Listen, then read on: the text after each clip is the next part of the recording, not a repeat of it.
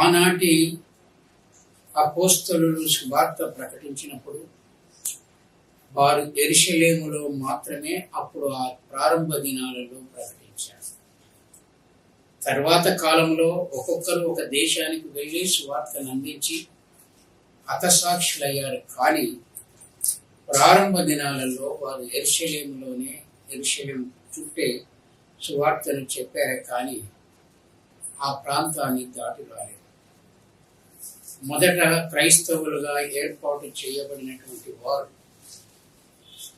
3,000 మంది బ్యాప్టిజం తీసుకున్న, 5,000 మంది సంఘంలో చేర్చబడ్డ వారందరూ కూడా యూదులలాగానే మనకు కనిపిస్తుంది. అన్యులు ఎవరు కూడా అందులో చేర్చబడలేదు. ఆ తర్వాత పౌలు ద్వారా, బర్నబా ద్వారా అందించబడినటువంటి సేవ సువార్తమానంలో మరి శిష్యులు క్రైస్తవులు అనబడ్డారు అన్నట్టుగా మనం దేవుని వాక్యంలో చూస్తాం.